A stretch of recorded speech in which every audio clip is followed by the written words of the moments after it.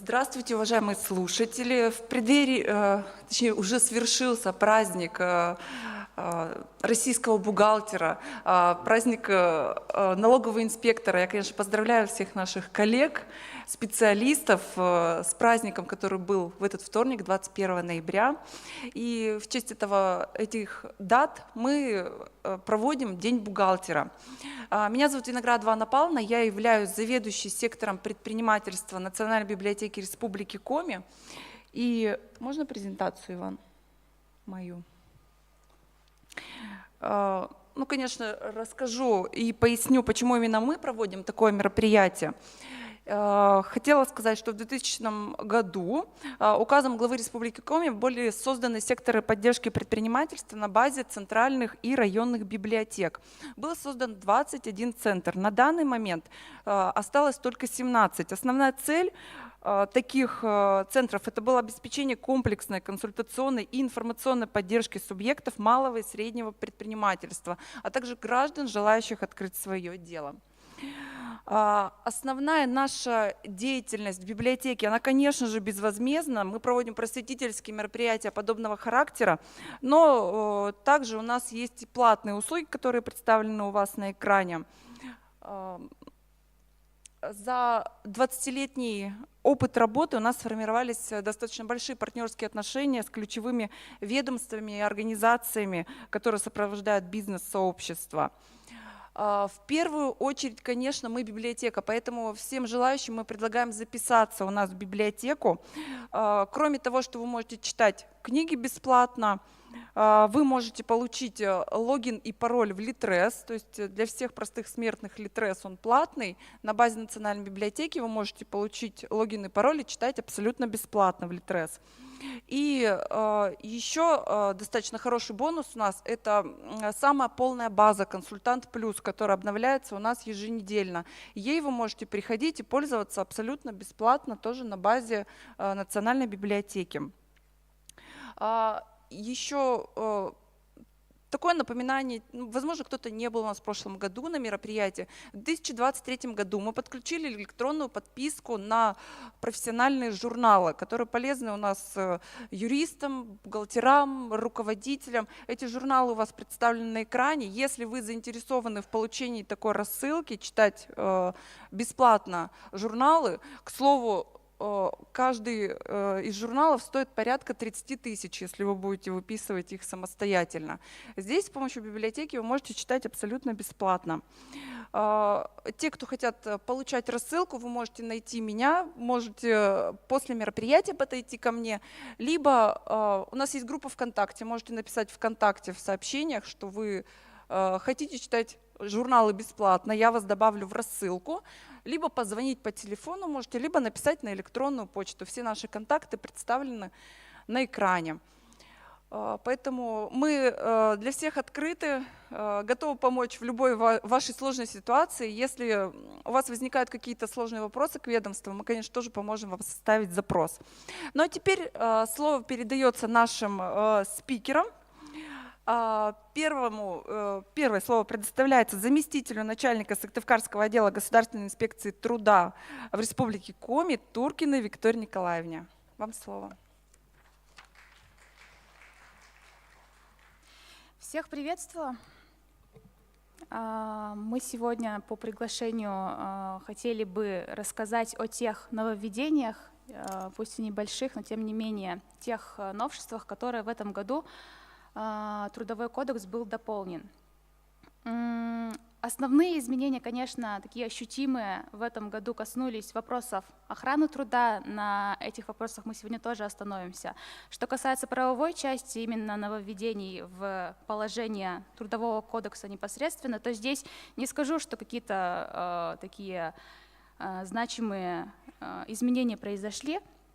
Планировалось законопроектов в течение года было много. Один, наверное, таких у всех на слуху законопроект в части изменений срока выплаты отпускных сумм. То есть, да, ходила такая информация в СМИ, и работодатели, и работники нам звонили, что вот с сентября этого года сроки выплаты отпускных сумм якобы поменялись. Предполагалось, что отпуск, которой работодатели предоставляют не по графику, а по заявлению, сроки выплаты, да, изменить. Но на сегодняшний день никаких изменений в этой части, в части срока выплаты отпускных сумм нет, поэтому та информация, которая в СМИ есть, что якобы с 1 сентября поменялась, то здесь ориентируемся все так же на трехдневный срок, и вне зависимости от вида отпуска, по заявлению, по графику, учебный, дополнительный оплачиваемый отпуск, ориентируемся на трехдневный срок не позднее, чем за 3 дня.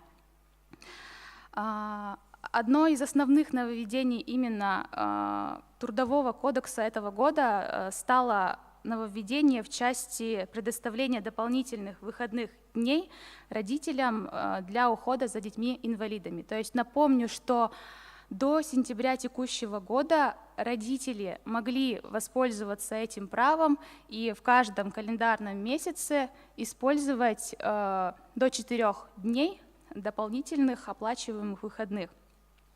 С сентября текущего года в статью 262 внесены изменения. Сейчас у родителей таких деток есть возможность накапливать эти дополнительные выходные дни и использовать их один раз в году до 24 дней единовременно. То есть семья теперь может комбинировать, например, в течение 6 месяцев ежемесячно использовать по 4 дня, а в течение остальных 6 месяцев воспользоваться правом и сразу взять 24 доп. Оплачиваемых выходных дня. На сегодняшний день, да, поскольку это новая норма, практика пока еще не наработалась, каких-то таких значимых разъяснений ведомств еще нет. Единственное, вот социальный фонд по этому вопросу высказался. Тут хочу обратить внимание, что авансом, да, в начале года взять эти 24 дня, такого не получится. То есть это обязательно должно быть накопительно. То есть вот мы накопили и сейчас хотим, допустим, 12 дней взять. Это, наверное, вот основное из нововведений кодекса. Кроме того,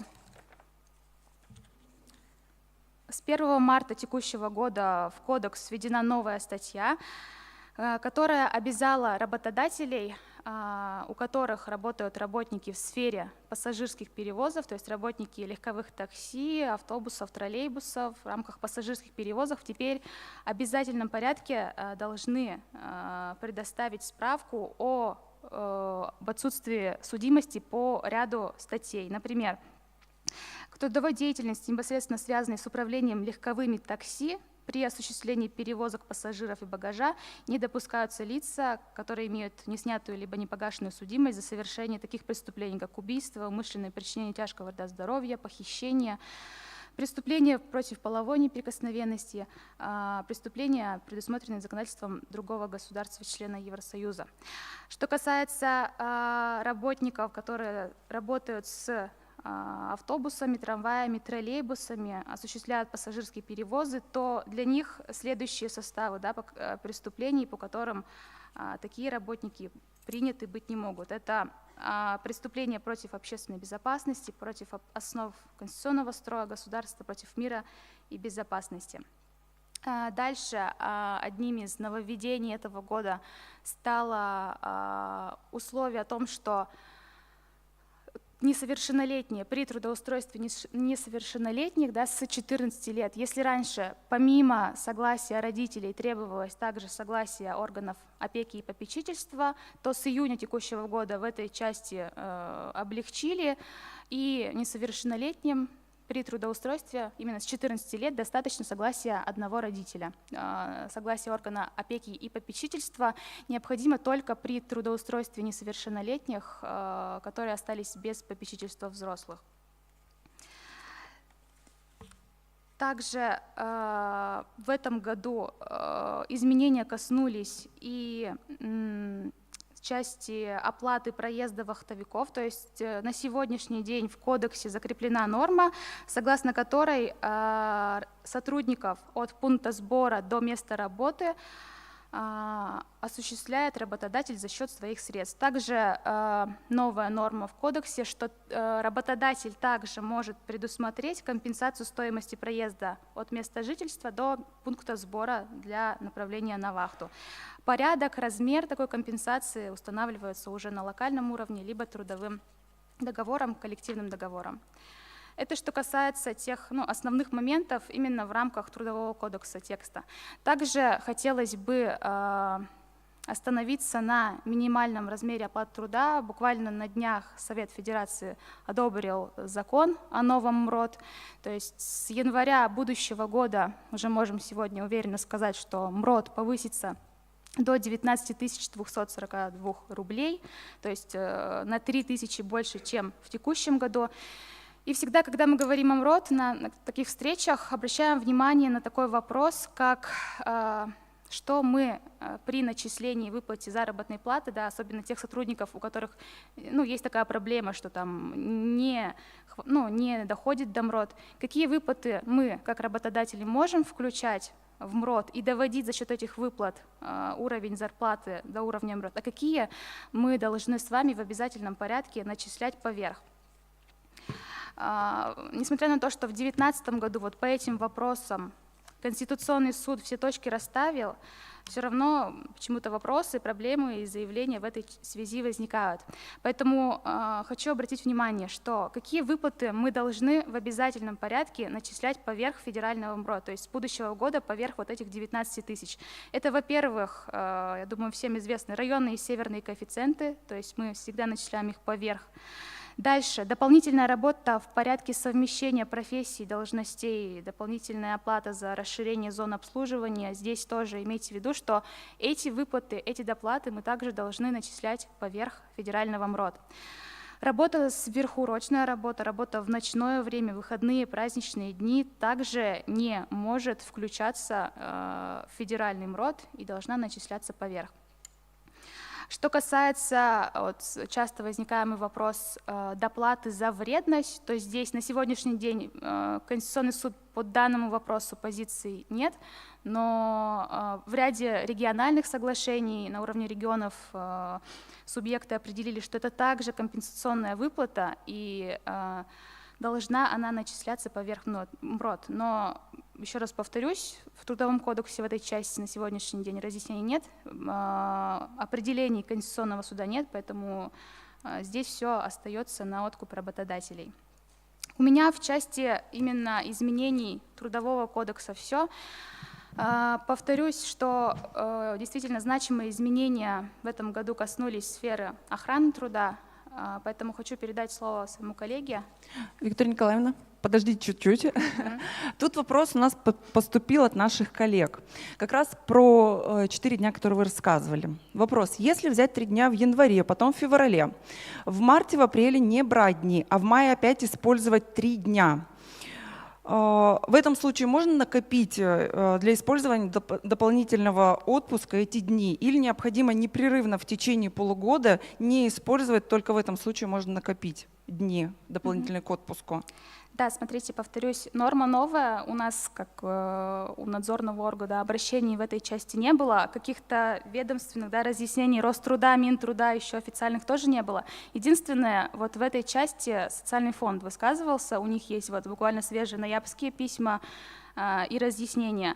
Вот как раз, если вот это опять-таки мое мнение и мнение в данном случае фонда, который высказал, не являющийся нормативной какой-то базой, да, вот в тех разъяснениях, которые фонд опубликовал, там, да, действительно, таким правом можно воспользоваться, как вот спросили, действительно накопить, взять 2 дня, а остальные 2 дня пойдут уже в рамках вот этого единого, да, использования единых дней. То есть, но, опять-таки, повторюсь, я думаю, что сейчас практика наработается, и все равно должен и Минтруд, и Роструд в этой части какую-то свою позицию высказать. Я думаю, поэтому мы тоже ждем письма, разъяснения, потому что норму ввели, но вопросов действительно стало еще больше, чем было до этого. Спасибо большое, Виктория Николаевна. Теперь слово предоставляется Зиборову Егору Петровичу, старший государственный инспектор Государственной инспекции труда в Республике Коми. А можно презентацию? Там СИЗ с 01.09.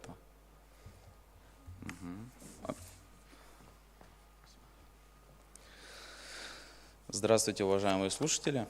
Сегодня мы с вами поговорим об изменениях, касающиеся охраны труда, а именно правила выдачи средств индивидуальной защиты с 1 сентября 2023 года.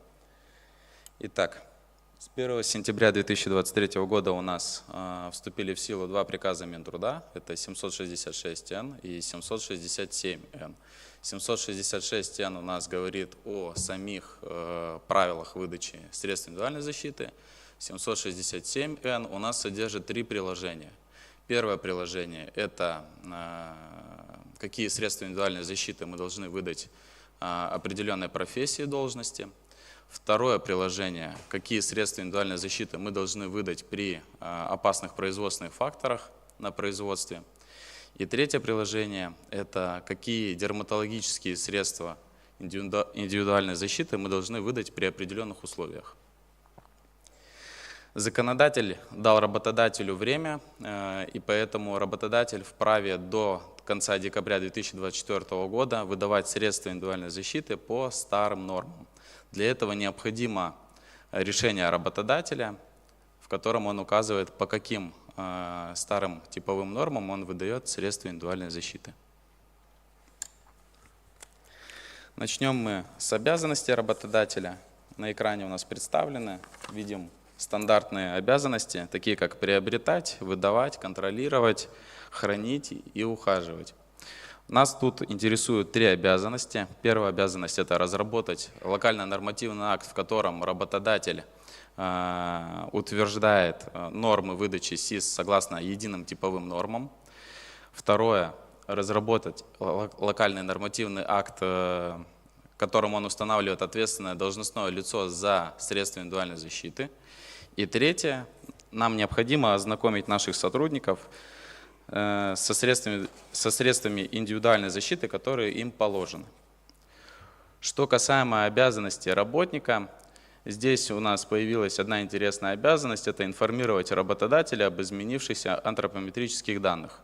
То есть работники у нас ходят в спортзал или могут улететь за границу, отдохнуть, ну и внешне преобразиться. Они должны сообщить работодателю, что костюм ХБшка им уже не подходит. Что касаемо документации к средствам индивидуальной защиты. У нас средства индивидуальной защиты должны иметь сертификат соответствия, сертификат на ваших экранах, а дерматологические средства, кроме сертификата, должны также иметь госрегистрацию. Что касаемо определения работодателем потребности в средствах индивидуальной защиты. Потребность в средствах индивидуальной защиты устанавливается работодателем самостоятельно в соответствии со специальной оценкой условий труда, оценкой профессиональных рисков, должностной инструкцией, инструкцией по охране труда и другими нормативными документами, которые помогут нам определить на данном рабочем месте вредные и опасные факторы. Также хотелось бы отметить, что ответственность за определение, полную выдачу, своевременную утилизацию лежит на работодателе. Также у нас руководители, которые непосредственно находятся на рабочих производственных площадках и которые руководят своими подчиненными на этих площадках, им должны выдаваться такие же средства индивидуальной защиты, как и их подчиненным. Если вы не нашли должность в единых типовых нормах, то, опять же, вспоминаем прошлый слайд, вы должны самостоятельно определить, какие средства индивидуальной защиты получит данное рабочее место, данная должность.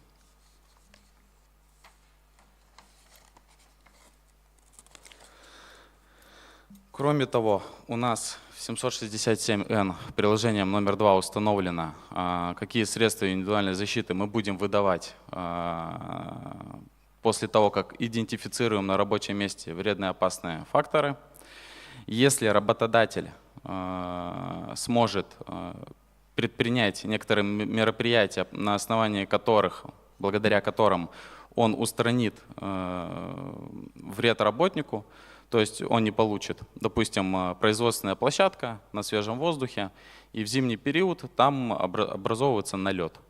И вместо того, чтобы выдать работнику обувь с шипами, он может принять решение покрывать перед началом работы данную площадку песком или каким-то другим материалом, чтобы скольжение не происходило. Это скольжение — это и есть опасное событие, которое работодатель должен устранить, либо предпринять какое-то мероприятие, либо выдать средства индивидуальной защиты, которое предотвратит падение. Также у нас изменились карточки средств индивидуальной защиты. Мы предлагаем зайти в приказ 766 и взять оттуда установленную форму, которая носит рекомендованный характер, но согласно письму Минтруда они высказывают свое мнение, что эти карточки обязательны. То есть изменять их работодатель не имеет права. К сожалению, я не могу сказать, по какой причине в этом приказе в скобочках стоит рекомендованный характер. Также фиксируется у нас наименование, модель, марка, подпись работника и графы подвозвращено. Также законодатель дает возможность, оставляет, точнее, возможность введения в электронном виде карточек СИЗ. И если у вас работник работает по совмещению, то и по совмещению он должен получить комплект средств индивидуальной защиты. Кроме того, у нас появились дежурные СИЗы, которые закрепляются за определенным местом и выдаются на определенное время работникам. И по завершению данной работы они их сдают. У нас появилось, что выдача и сдача дежурных СИЗ фиксируется в специальной карточке. Раньше этой карточки не было. Вот такая у нас карточка. Она особо ничем не отличается. Лишь только в шапке чуть-чуть появились изменения от обычной. Ну и дерматологические средства. Дерматологические средства у нас выдаются согласно приложению 3 приказа Минтруда 767-Н. Я предлагаю вам поиграть в такую игру, прийти в свою организацию, прийти к специалисту по охране труда или к руководителю, найти должность, которая использует закрытую специальную обувь, например, резиновые сапоги с жестким подноском, и данному работнику должны выдаваться как минимум 2 дерматологических средства. И на 100% я уверен, что данные дерматологические средства не выданы работнику, так как это проявляется практически у каждого работодателя. Работодатели не закупают дерматологические средства. Ну, буквально вчера мною как должностным лицом было рассмотрено постановление о назначении административного наказания в отношении должностного лица юридической организации как раз-таки за невыдачу ряда сотрудников дерматологических средств. Я попрошу принять это к сведению и проанализировать в организациях закупку дерматологических средств. На этом у меня все. Если есть какие-то вопросы по средствам индивидуальной защиты, можно задать. Я готов ответить. Сам также выскажусь о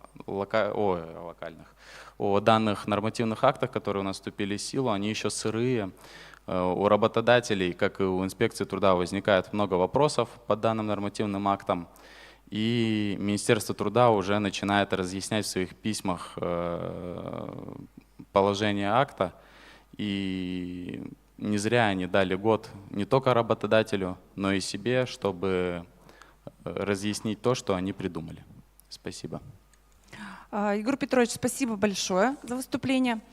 Сейчас у нас немножечко небольшая накладка, задерживается один спикер, но я думаю, тогда мы продолжим уже с налоговой инспекцией. Слово предоставляется Бабику Андрею Анатольевичу, начальнику отдела камерального контроля НДФЛ страховых взносов №1 Управления России по Республике Коми с темой выступления «Актуальные вопросы исчисления и уплаты страховых взносов». Друзья, если у кого-то возникают вопросы, вы можете поднять руку, я к вам подойду с микрофоном. Добрый день, уважаемые слушатели. Сегодня небольшой доклад по поводу актуальных вопросов по страховым взносам. И в первую очередь хотелось бы пройтись по той отчетности, которую мы еще сдаем в этом году и в начале следующего.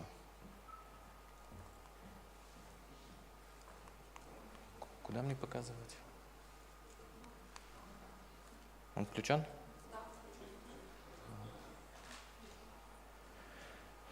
Ну и самая обсуждаемая отчетность – это уведомление об исчисленных суммах по налогам, в частности по НДФЛ и страховым взносам. Она представляется, так как данная отчетность дается по тем налогам, исчисление которых производится до того, как будет представлен расчет.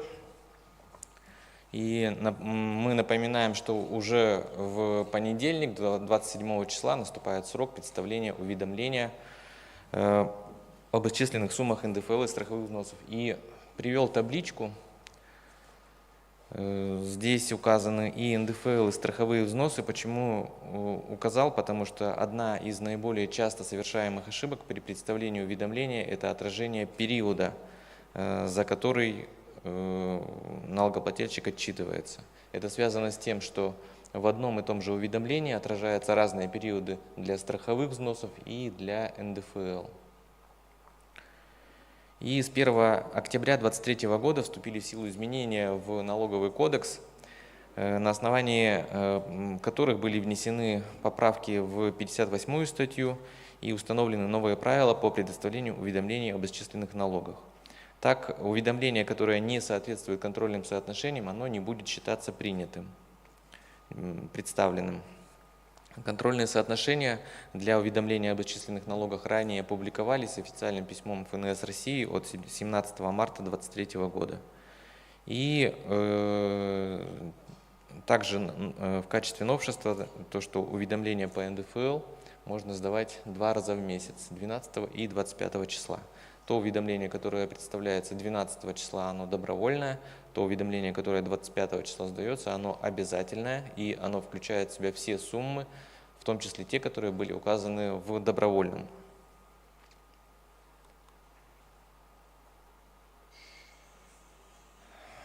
Также новшество, что сальдо по ЕНС можно зачесть в погашении страховых взносов до момента их начисления, то есть до наступления срока уплаты. Многие организации предпочитают до Нового года полностью выплатить заработную плату, перечислить НДФЛ, взносы и полностью рассчитаться с бюджетом. 1 октября вступили в силу поправки в пункт 9 статьи 78 Налогового кодекса, согласно которым, представив уведомление об исчисленных взносах, можно зачесть сальдо по НС в счет уплаты до наступления срока уплаты, то есть до 28 января.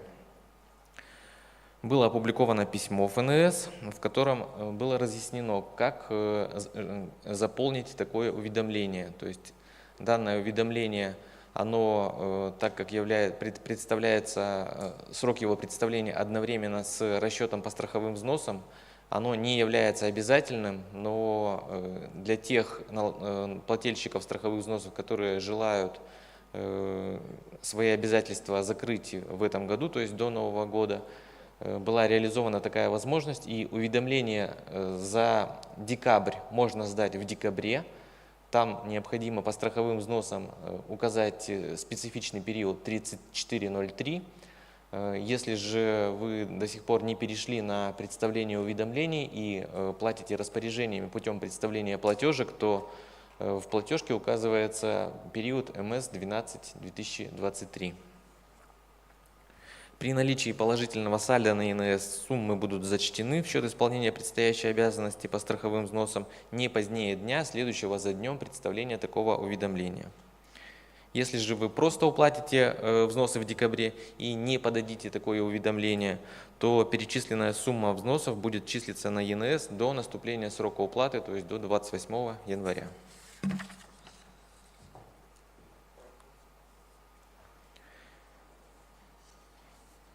Следующий момент – это то, что обновилась форма расчета по страховым взносам. Данная форма уже будет сдаваться по итогам года не позднее 25 января 2024 года. Изменения незначительные, были изменены штрих-коды, добавили новые коды категории застрахованного лица по промышленным кластерам. В разделе там, где подтверждается достоверность, полнота сведений, теперь нужно отражать единый регистрационный номер доверенности, если она электронная.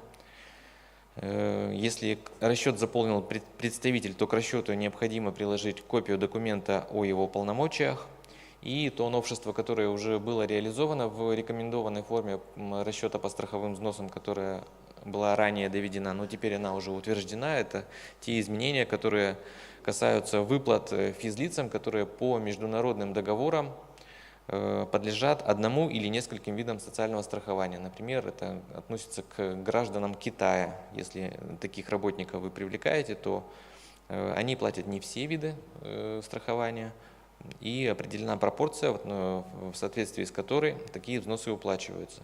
Для того, чтобы отразить в расчете по страховым взносам таких работников, был введен новый подраздел 4 и приложение 5.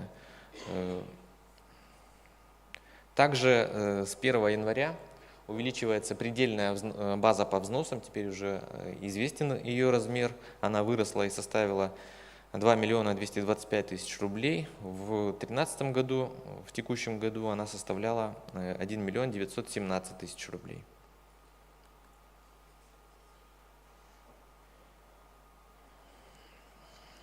Также 27 ноября наступает срок представления персонифицированных сведений. Это относительно новая форма отчетности, она сдается начиная с 2023 года.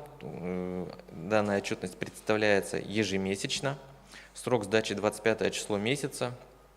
Стандартное правило при этом о переносе срока сдачи отчетности при его совпадении с выходным днем продолжает действовать. С учетом этого в 2023 году осталось представить персонифицированные сведения за октябрь 27 ноября и за декабрь 25 декабря. Разрешается не сдавать персонифицированные сведения за каждый 3-й месяц квартала. Контрольные соотношения при этом не нарушаются, однако сдача отчета также ошибкой не будет. Если вы не сдали персонифицированные сведения за 3-й месяц, то данные будут по персонифицированному учету, данные будут браться из представленного расчета по страховым взносам. Куда же подавать персонифицированные сведения? Отчет представляется в налоговый орган, организации его представляют по месту своего нахождения или по месту нахождения обособленных подразделений, которые наделены такими полномочиями. То есть это те обособленные подразделения, которые располагают своим счетом в банке и сами производят выплаты физлицам. И предприниматели сдают такие сведения по месту жительства. Форма сдачи определяется по тем же правилам, как и расчет по страховым взносам, то есть в электронном виде она сдается, если численность превышает 10 человек, если же 10 человек и менее, то можно сдавать персонифицированные сведения на бумаге. Как исправить ошибку в персонифицированных сведениях? Уточненные сведения можно подать только до момента, как был представлен расчет по страховым взносам за отчетный период, в который попадает соответствующий месяц. В уточненку включаются только те физлица, данные по которым необходимо изменить, и не нужно забывать проставить номер корректировки на титульном листе. В основной части для исправления или отмены поданных данных предусмотрена строка 0.10 «Признак аннулирования сведения о физическом лице». Если вы хотите аннулировать сведения, подали по ошибке, например, то проставляется единица в строке 0.10 и прочерки по строке 0.70. Если же ошибка допущена в фамилии, имени, отчестве СНИЛС, то дополнительно к разделу с аннулированными сведениями необходимо заполнить на это лицо раздел с верными сведениями и по строкам с 20 по 70. Если же нужно исправить только сумму выплат, то в корректировочный отчет включаются сведения по физлицу и указывается верная сумма по строке 0.70. Строка 0.10 при этом не заполняется. Нужно ли сдавать, часто возникает вопрос, нужно ли сдавать нулевые персонифицированные сведения, если не было начислений. Нулевой формы персонифицированных сведений не существует. Это значит, что в отчете в любом случае должны быть застрахованные данные застрахованных лиц, даже если в отчетном месяце у организации не было начислений на сотрудников. Заполнение отчета зависит от причины отсутствия сведений. Если у организации есть застрахованные лица, но нет начислений в их пользу, то персональные данные всех застрахованных лиц включаются в отчет, но в строке 70 проставляется прочерк. Если форма печатная и 0, если это форма электронная. Если у организации нет застрахованных лиц. В общем случае такая ситуация невозможна, но, как правило, в организации есть хотя бы один сотрудник, директор, единственный учредитель, именно его данные включаются в отчет. Если выплат в отношении директора-учредителя не было, то по строке 70 проставляется прочерк. В прочих случаях отсутствия сведений отчет по форме не предоставляется. К примеру, не представляют такую форму предприниматели без работников. Законодательством предусмотрены штрафы в случае непредставления или несвоевременное представление персонифицированных сведений по статье 126 Налогового кодекса и по статье 15.6 Кодекса об административных правонарушениях. Поэтому просим не нарушать сроки представляемой отчетности и в понедельник исполнить те обязанности, которые предусмотрены законодательством. У меня все. Секундочку.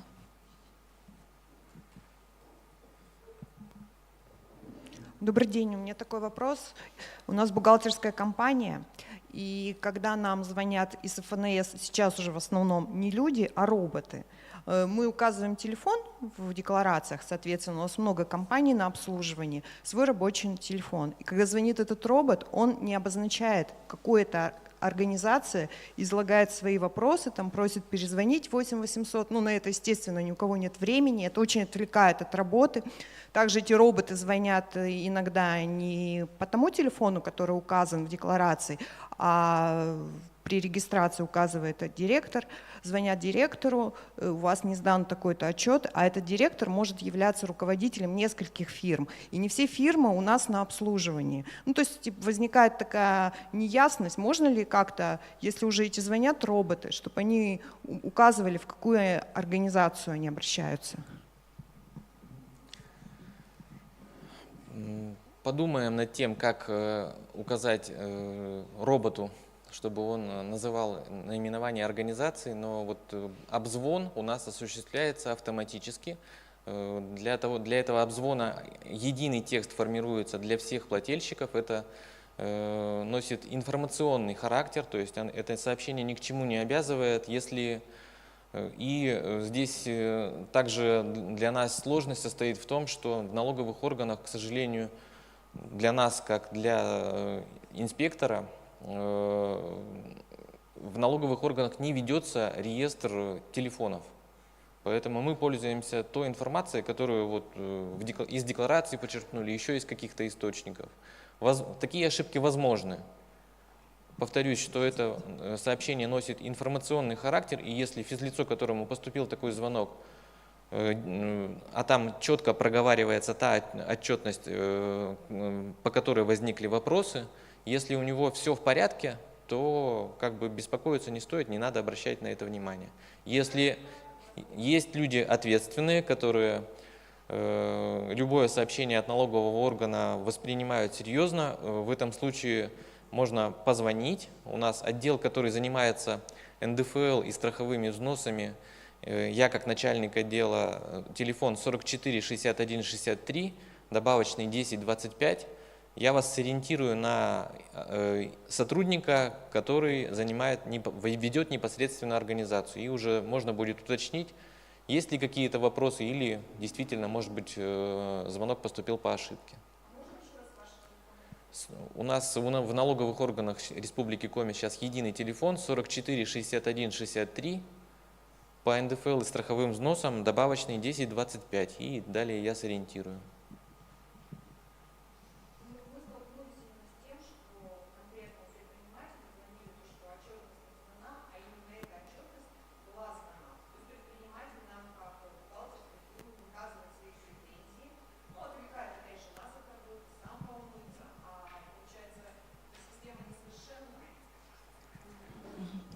Ну, как предложение, наверное, здесь может быть только то, что контактные данные, чтобы налоговые органы вели более корректно, но пока что такая форма отчетности, чтобы обязательно плательщик указывал свой телефон, такое пока не установлено. Ну, наверное, это будет и непопулярная мера, чтобы каждый обязательно указывал телефон, и какая-то ответственность за это была. Поэтому здесь есть такая сложность, да.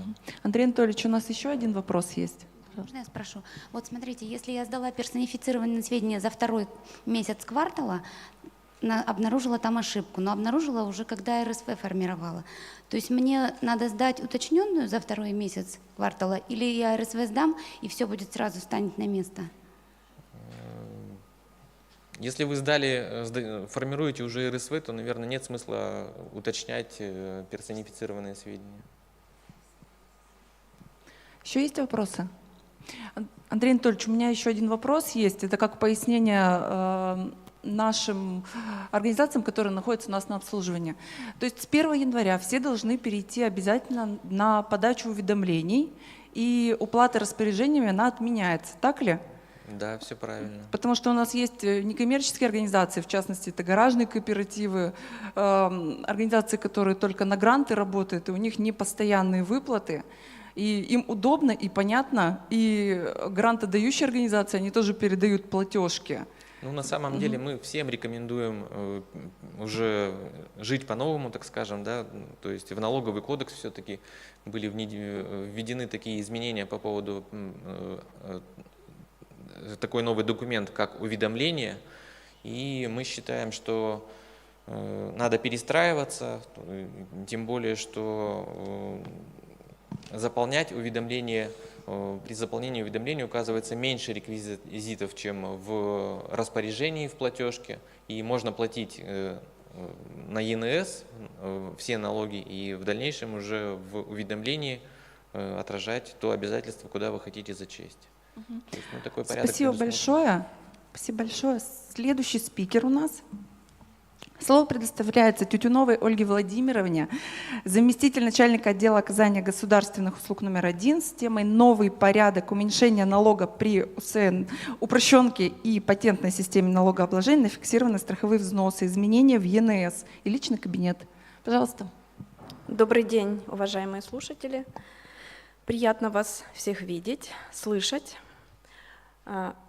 Первая наша тема – уменьшение налога при упрощенной системе налогообложения с объектом для доходы и патентной системе налогообложения у предпринимателей на фиксированные страховые взносы и страховые взносы в размере 1%.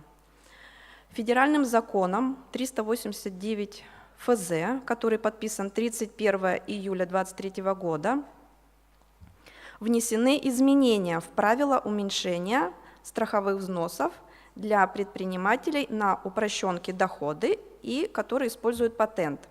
До принятия закона предприниматель мог уменьшить налог по упрощенке с объектом доходы и патентной системы налогообложения только на фактически уплаченные в соответствующем отчетном или налоговом периоде суммы страховых взносов. По новому порядку для уменьшения налога на фиксированные страховые взносы и страховые взносы в размере 1%, превышающих 300 тысяч рублей, не требуется переплаты на едином налоговом счете, а также указания в платежном поручении КБК страховых взносов и представление заявления о зачете. По-новому налог уменьшается на страховые взносы, которые подлежат уплате в налоговом периоде применения упрощенки, либо в календарном году периода действия патента. В случае неуплаты фиксированных страховых взносов в установленный срок, они будут взыскиваться в общем порядке без пересчета упрощенки или патента. Нововведения распространяются на правоотношения, возникшие с 1 января 2023 года. Индивидуальный предприниматель вправе самостоятельно определять, на какую сумму в пределах суммы страховых взносов, подлежащей к уплате в соответствующем периоде, производить уменьшение налога по упрощенке или при патентной системе налогообложения. На страховые взносы, исчисленные в размере 1% за расчетный период 2023 года, уплата которых не позднее 1 июля 2024 года, предприниматель вправе уменьшить при исчислении налога по упрощенке или патентной системе за налоговый период 2023 года или 2024 года. Сумма страховых взносов, на которые налогоплательщикам уменьшен налог, в 2023 году повторно не учитывается при уменьшении налога по упрощенке или патентной системе в 2024 году. Давайте рассмотрим несколько примеров. Например, предприниматель применяет упрощенку с объектом дохода без работников. Сумма доходов за 2022 год составила 900 тысяч рублей. Сумма исчисленного платежа за 9 месяцев – 70 тысяч рублей. По сроку 1 июля 2023 года уплачены страховые взносы в размере 1% 6 тысяч рублей, то есть превышение 300 тысяч, 900 тысяч рублей. Сумма страховых взносов в фиксированном размере за 2023 год, которая составляет 45 842 рубля, не оплачена. С учетом положений, предусмотренных новым законом, налогоплательщик вправе уменьшить авансовый платеж за 9 месяцев на страховые взносы в размере 6 тысяч рублей плюс 45 842. Таким образом, к уплате подлежит сумма авансового платежа по упрощенке в размере 18 158 рублей. Второй пример. Предприниматель применяет упрощенку с объектом дохода без работников. В третьем квартале 2023 года предприниматель получил доход в размере 1 600 000 рублей. Ранее доходов у предпринимателя не было. Сумма исчисленного авансового платежа составила 48 тысяч рублей. Возникает 1% и составляет 13 тысяч рублей. Предприниматель может уменьшить сумму авансового платежа за третий квартал в размере 45 842, а также часть суммы исчисленных взносов исчисленных взносов 1% за 2023 год. При этом указанные суммы страховых взносов могут быть еще не оплачены. В этом случае к уплате налог за 9 месяцев не возникает, так как вся сумма уменьшается на страховые взносы. Если в четвертом квартале предприниматель не получит доходы, соответственно, налога и не будет, который мог бы быть уменьшен, то оставшаяся часть суммы страховых взносов в размере 1% за 2023 год, срок уплаты которого будет в 2024 году в размере разницы, это 2842, может быть уменьшена при уменьшении налога упрощенки за налоговый период 2024 года. Еще, если после 31 декабря 2022 года предприниматель оплатит страховые взносы за себя за периоды, которые предшествуют 2023 году, то он также может уменьшить налог по упрощенке и патентной системе налогообложения за 2023-2025 годы. Например, если в отчетном периоде за 9 месяцев налогоплательщикам уплачена задолженность по фиксированным страховым взносам за 2021 год, срок уплаты которых истек 31 декабря 2021 года, налогоплательщик вправе уменьшить уплаченную задолженность за 9 месяцев по упрощенке за 9 месяцев 2023 года. Также нужно не забывать, что предприниматель на патентной системе налогообложения для перерасчета налога, как и прежде, должен подавать уведомление об уменьшении стоимости патента на страховые взносы. Форма утвержденная, форма по КНД 111-2021. Уведомление может быть представлено в письменной форме или электронной форме с использованием УКЭП или по телекоммуникационным каналам связи или через личный кабинет налогоплательщика в налоговый орган по месту постановки на учет в качестве налогоплательщика патентной системы налогообложения. уведомление об уменьшении налога по патентной системе налогообложения за 2023 год можно представить как в этом году, так и в 2024 году. Но рекомендуем, конечно, представить уведомление уже сегодня, чтобы перерасчет был произведен до конца года. Также напомню, что фиксированные страховые взносы для предпринимателей на 2023 год установлены в размере 45 842 рубля, срок уплаты которых 9 января 2024 года перенесен с 31 декабря 2023 года. На 2024 год установлены 49 500. Максимальная сумма 1% с доходов свыше 300 тысяч рублей за 2023 год 257 061 рубль, за 2024 год 277 571 рубль. Еще некоторые изменения в рамках ЕНС, вступивших в силу с 1 октября в соответствии с законом 389 ФЗ. Налогоплательщики, применяющие упрощенную систему налогообложения, вправе в уведомлении об исчисленных суммах налогов отразить суммы к уменьшению в случае, когда в текущем отчетном периоде сумма авансового платежа нарастающим итогом с начала налогового периода меньше суммы авансовых платежей, исчисленных в предшествующих отчетных периодах. В этом случае в уведомлении в отношении упрощенной системы налогообложения по соответствующему КБК необходимо указать сумму платежа в виде отрицательного значения. Второе изменение. Предпринимателям предоставлена возможность более широко использовать возможности личного кабинета индивидуального предпринимателя. То есть с 1 октября предприниматели могут направлять уведомления об исчисленных суммах налога, подписав их неквалифицированной электронной подписью физического лица. Сгенерировать такую подпись можно самостоятельно, онлайн, без посещения налогового органа в личном кабинете для физического лица. Таким же способом предприниматели могут подавать заявление о распоряжении путем зачета. Раньше данные документы для направления предпринимателям требовалась только квалифицированная электронная подпись. Следующие изменения.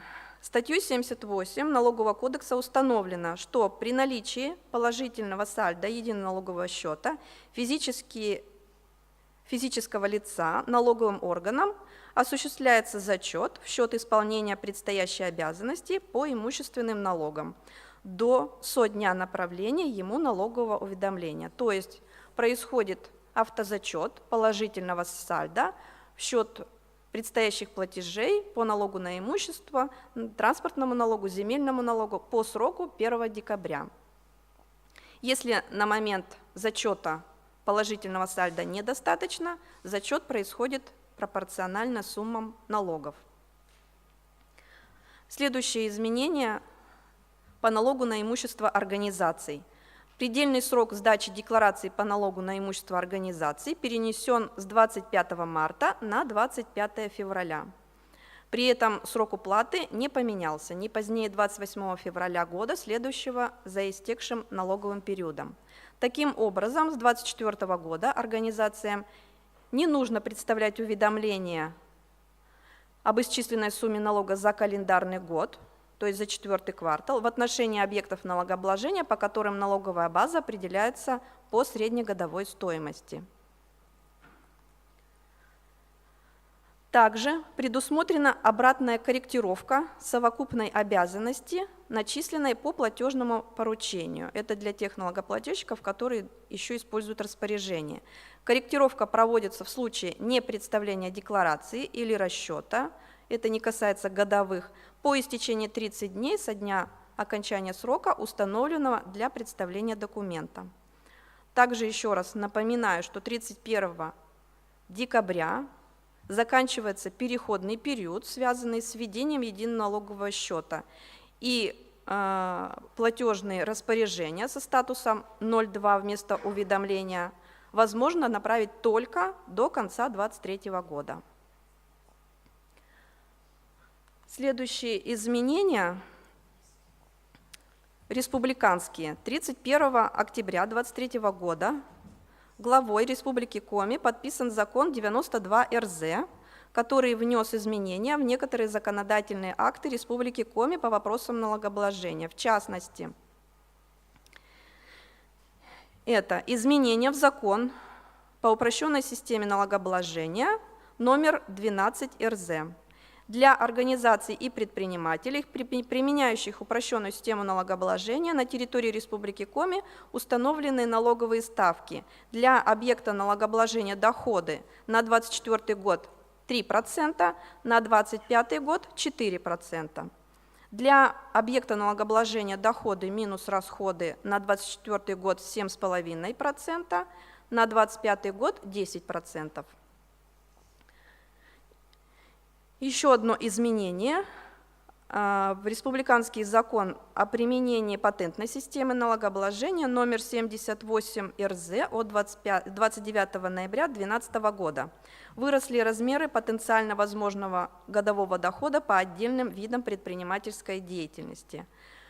Также хочу напомнить, что заявление на получение патента необходимо подавать за 10 рабочих дней до начала применения. Поэтому крайний срок представления, кто хочет перейти на патент в 2024 году, 18 декабря 2023 года. Форма КНД 115-0010 утвержденная.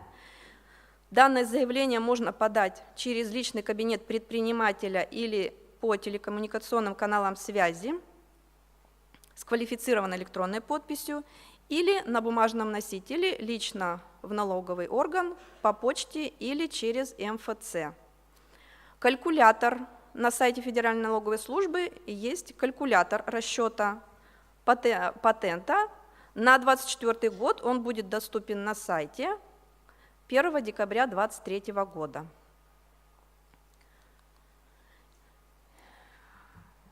Дальше, личный кабинет налогоплательщика. Конечно же, для просмотра актуальной информации о состоянии единого налогового счета и взаимодействия с налоговым органом в рамках электронного документооборота рекомендуем использовать личные кабинеты налогоплательщика. Предприниматели зайти в личный кабинет могут по логину и паролю, которые можно получить в любом налоговом органе, или с помощью пароля от портала госуслуг, или с помощью квалифицированной электронной подписью, которая выдается в налоговом органе. Организациям для регистрации в личном кабинете юрлица необходимо использовать квалифицированную электронную подпись. Для этого на сайте самостоятельно зайти в личный кабинет юрлица, пройти диагностику программного обеспечения и активацию через электронный адрес. В принципе, достаточно просто. Давайте рассмотрим, кратенько рассмотрим, какие услуги доступны через личный кабинет предпринимателя. Например, в личном кабинете индивидуального предпринимателя через раздел «Жизненные ситуации» можно сформировать запросы на справки о наличии сальдо единого налогового счета, справки об отсутствии задолженности, акты сверок, получить выписки из ЕГРИП. Сформировать уведомление об исчисленных суммах налогов, подписав квалифицированной подписью или неквалифицированной подписью, направить заявление патент, направить уведомление об уменьшении патента на страховые взносы, направить обращение в налоговый орган и другие услуги. Спасибо за внимание. Ольга Владимировна, спасибо большое. Вопросы у кого-то есть из слушателей? Спасибо огромное. Присаживайтесь. Далее... Да, конечно. У меня такой вопрос. За несвоевременное предоставление уведомлений, пока не было и ошибки, не было штрафов, с 1 января они уже будут?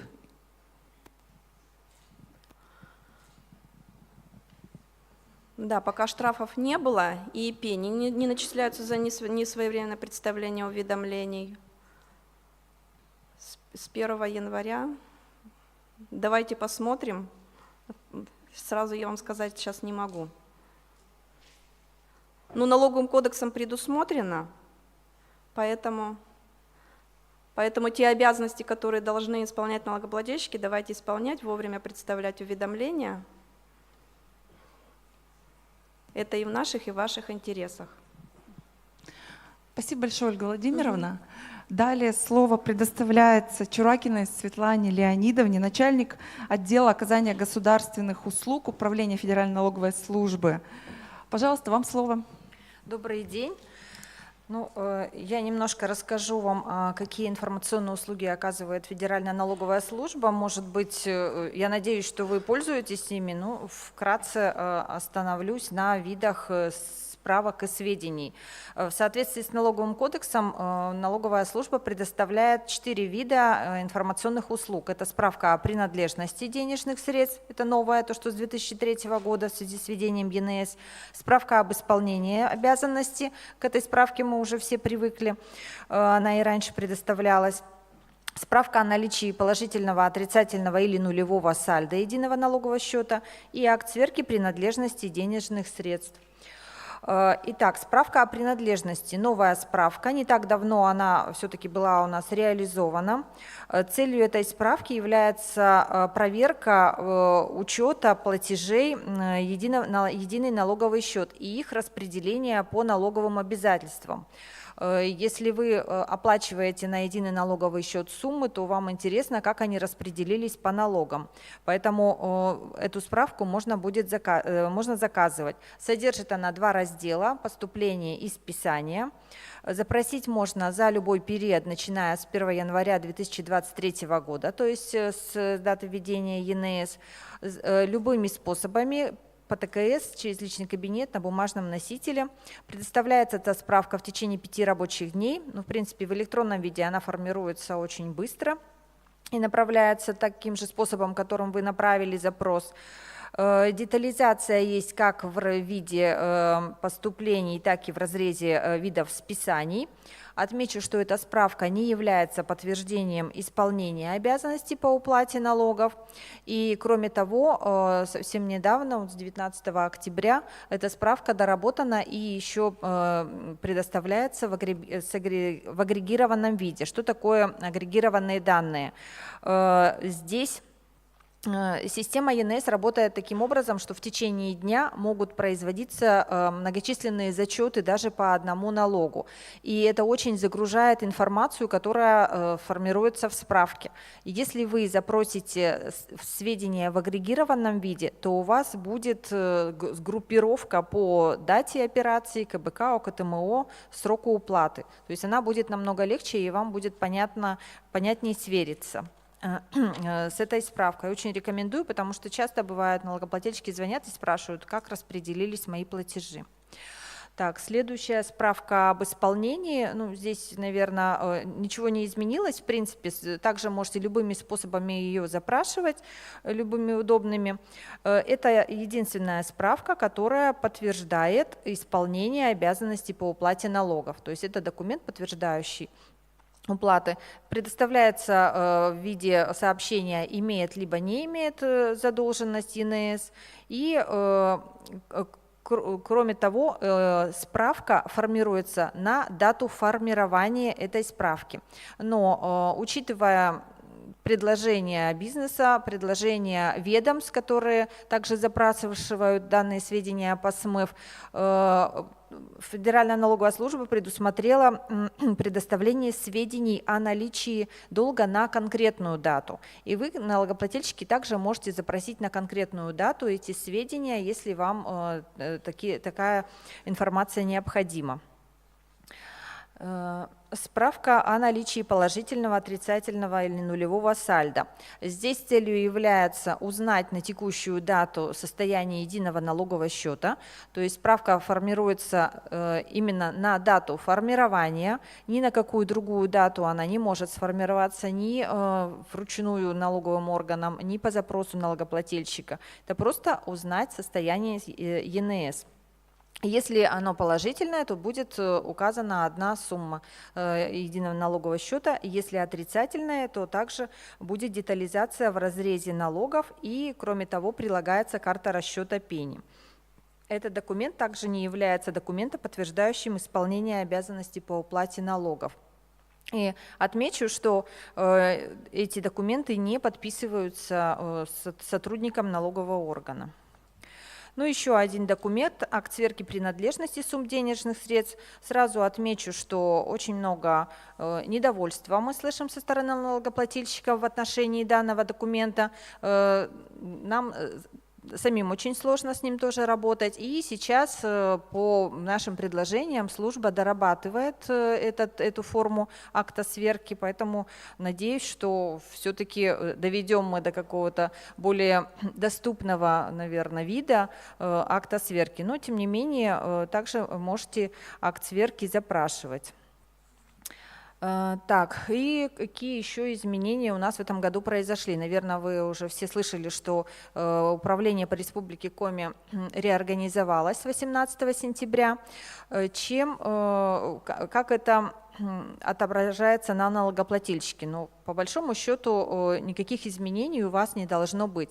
Единственное изменение, что вы при представлении документов, деклараций, расчетов иных документов налогового органа Республики Коми теперь указываете не код своей инспекции, как раньше привыкли, 1101, 1102 и так далее, а код управления 1100. То есть это управление с функциями инспекции теперь у нас.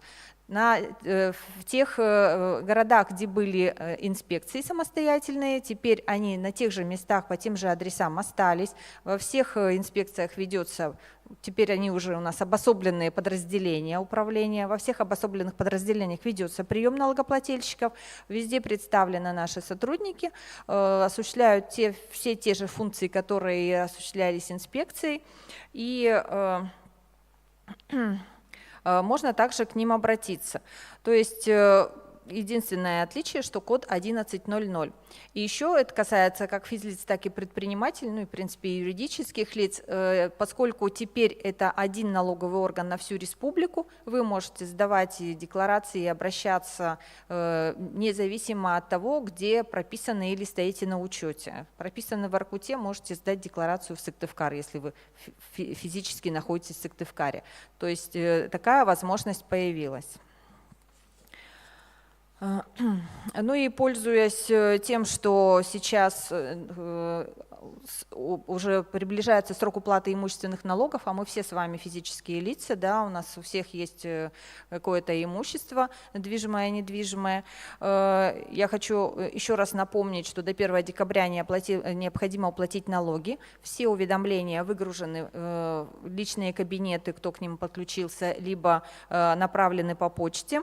Если по какой-то причине вы до сих пор не получили уведомление, то, пожалуйста, не задерживайте и вот эту обязанность и обратитесь либо в любую налоговую инспекцию, куда вам удобней, любой МФЦ выдает эти уведомления, дубликаты. Кроме того, можно самостоятельно зарегистрироваться в личный кабинет налогоплательщика, или, используя учетную запись портала госуслуг. Если даже вы когда-то были зарегистрированы в личном кабинете, но забыли пароль, не заходили, вы также можете через портал госуслуг туда зайти. Какой еще способ получения налоговых уведомлений? Это получение уведомлений на портал госуслуг. Раньше на портал выгружалась только задолженность, и платежи, у которых срок уплаты еще не наступил, они на портале госуслуг не видны были. После 1 декабря налогоплательщики видели только уже его в виде долга. Теперь, если настроить через портал госуслуг услугу получения налоговых уведомлений и подписав госключом, вы можете заранее уже на госуслуги получать эти налоговые уведомления и оплачивать, не дожидаясь срока уплаты, и тем самым не накапливая задолженность. QR-код есть. Кроме того, я листовки принесла, тоже можете взять, где есть инструкция по подключению данного сервиса. И еще тоже очень часто мы сейчас получаем такие обращения, что налогоплатил, а он до сих пор у меня в личном кабинете высвечивается так, как долг. Вот он так вот высвечивается, может быть, не очень хорошо видно, но вот видите, баланс по счету 0, отложенная переплата и предстоящие платежи. Это означает, что та оплата, которую вы произвели, она уже отложена в счет уплаты вот этих предстоящих платежей. Как только срок уплаты придет 1 декабря, эти суммы свернутся, и у вас будет все по нулям. То есть именно из-за того, что срок уплаты еще не наступил, они в личном кабинете отображаются как отложенные. Главное, что нету задолженности. Вот. И еще небольшие изменения по льготам новым. Это то, что законом Республики Коми и решением муниципальных образований вводятся дополнительные льготы для военнослужащих, которые проходят службы в СВО. Во-первых, продлен срок уплаты налогов на имущество и землю на период прохождения службы и до 28 числа 3-го месяца после окончания мобилизации. То есть тем, кто мобилизован, уведомления мы даже не направляли и налог не предъявляли к уплате. Кроме того, многие муниципалитеты принимают решение о освобождении от налога на имущество и от земельного налога, а также участников СВО. Это вот прям вот идет постоянно, и мы вносим данные изменения в наш сервис. Можете узнать через сервис справочная информация о ставках и льготах на сайте. Вот, информация вносится постоянно, зависит от муниципального образования. В Сыктывкаре вот введено, буквально недавно в Инте также внесли изменения в решения местные. Ну и хочется отметить, что предоставляются эти льготы в проактивном порядке, то есть заявление подавать не требуется, мы информацию получаем от Минобороны и уже при расчете налога учитываем. И еще также установлены льготы по транспортному налогу.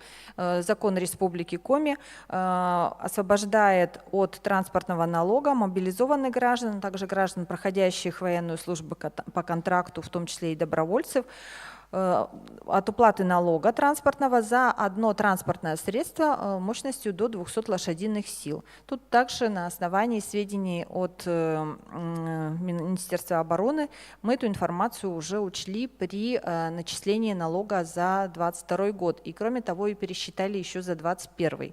Поэтому если такие есть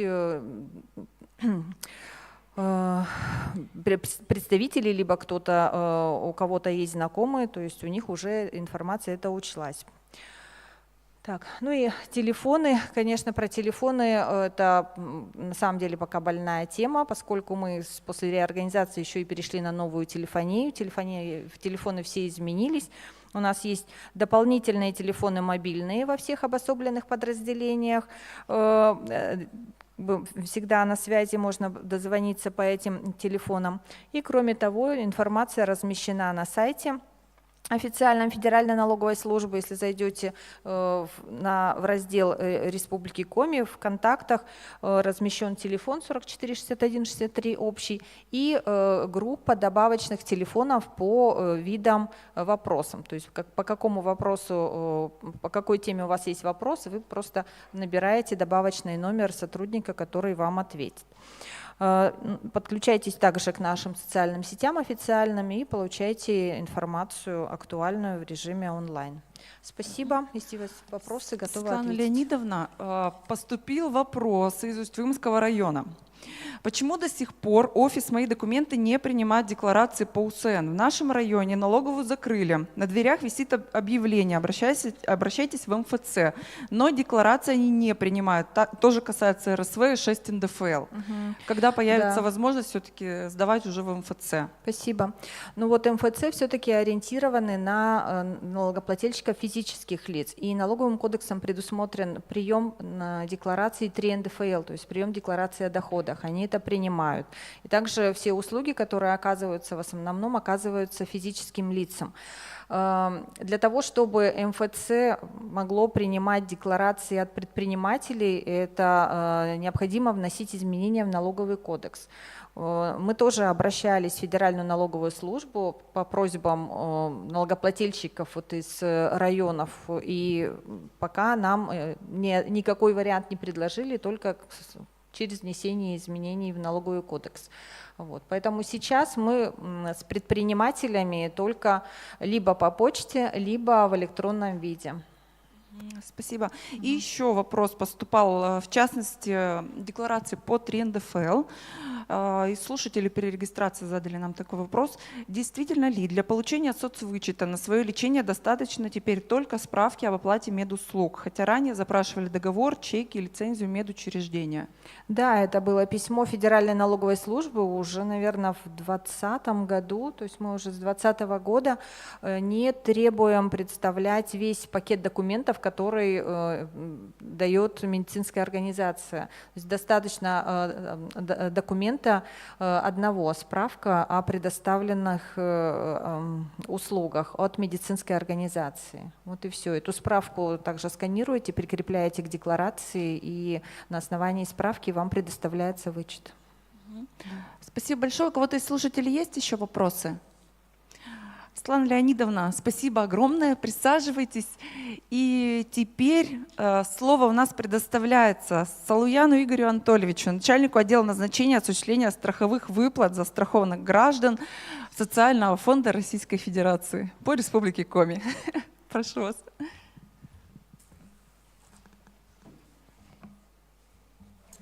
Здравствуйте. С недавних пор, с 1 сентября текущего года, у нас были внесены изменения в законодательство, которые регламентируют порядок компенсации затрат на оплату дополнительных выходных дней по уходу за ребенком-инвалидом.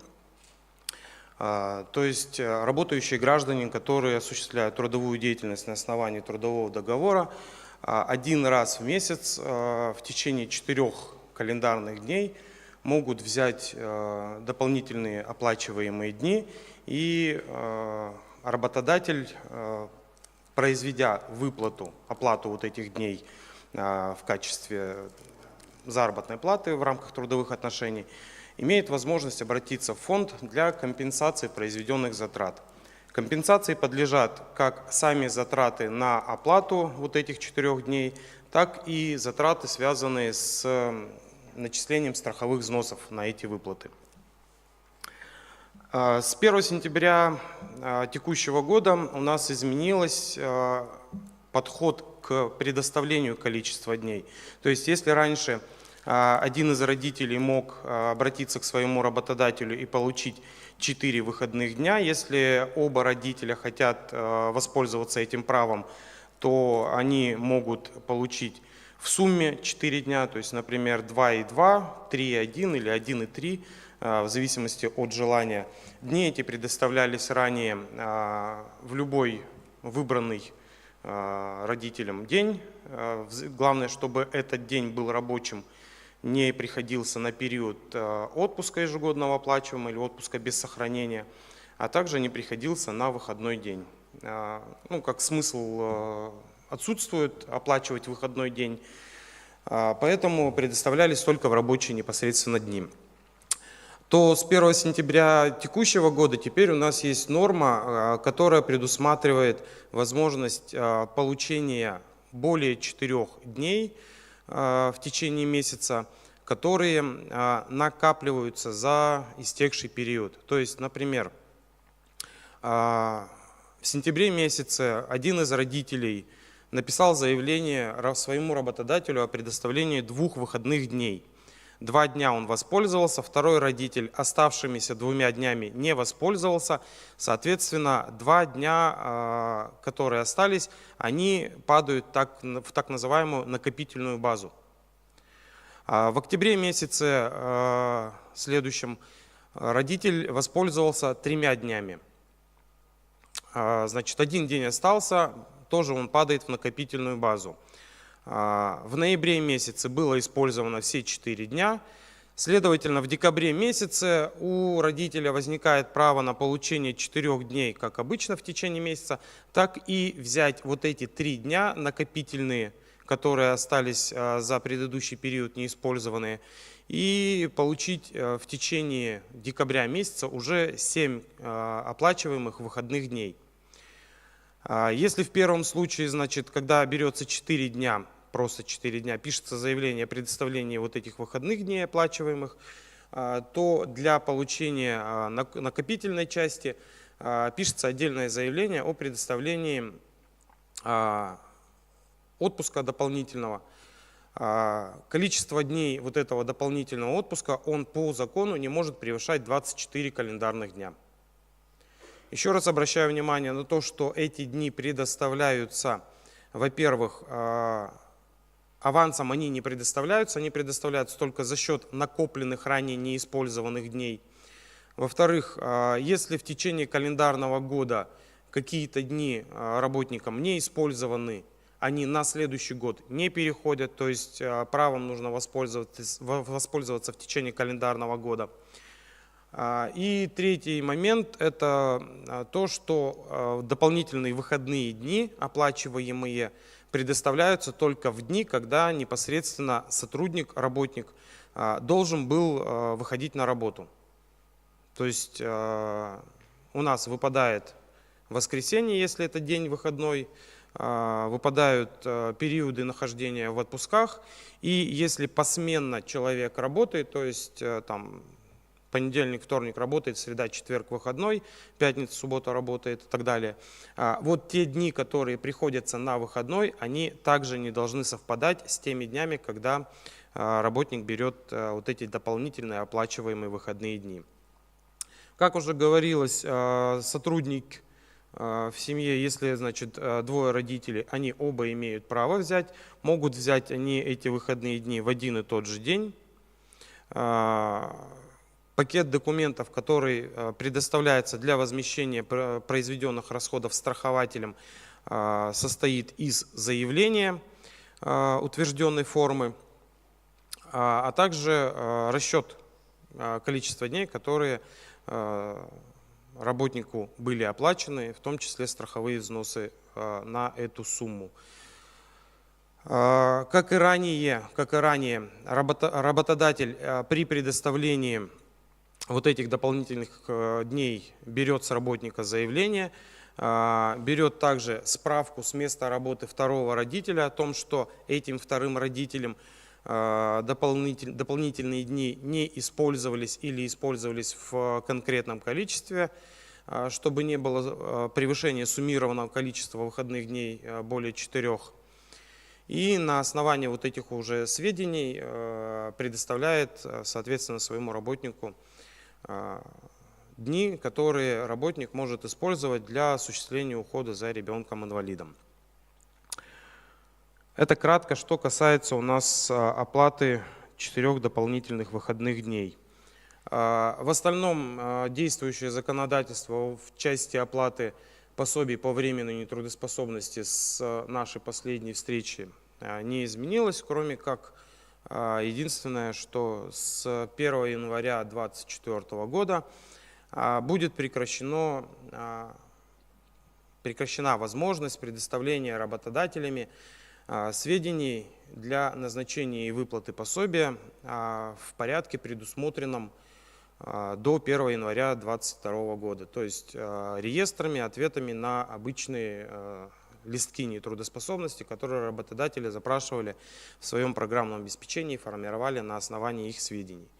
То есть с 1 января 2024 года, то есть буквально уже немножко чуть больше, чем через месяц, такая возможность будет у работодателя только для предоставления корректировки по ранее назначенным пособиям, которые направлялись вот этими реестрами.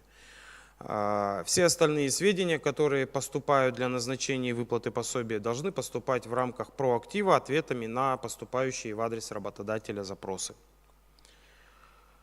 В принципе, наверное, у меня все. В следующем году, в 2024 году, у нас плановая будет корректировка размера минимального размера оплаты труда. Соответственно, те пособия, которые рассчитываются исходя из МРОТ, они также будут скорректированы с учетом вот этого МРОТа. А остальные пособия, которые оплачиваются из фактического заработка, не из МРОТа, будут скорректированы с учетом предельной базы для начисления страховых взносов, которая у нас в 2023 и 2022 году возникает, и немножко она увеличивается в сравнении там, с 2022-2021 годом. На это надо обратить внимание. Слушатели, Вопросы? у кого-то есть вопросы?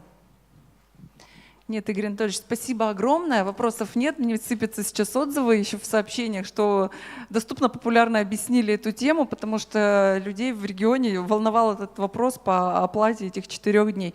Спасибо огромное. Я благодарю всех, кто принял участие сегодня в Дне бухгалтера. Напоминаю, что сегодня вы можете записаться в библиотеку, если не записаны. Если вы хотите получать профессиональные журналы, которые я вам показывала на экране, коммерческий директор, финансовый директор, главбух, если вы хотите все читать это бесплатно, подойдите ко мне после мероприятия, я вас включу в рассылку. Все, спасибо всем огромное, до свидания.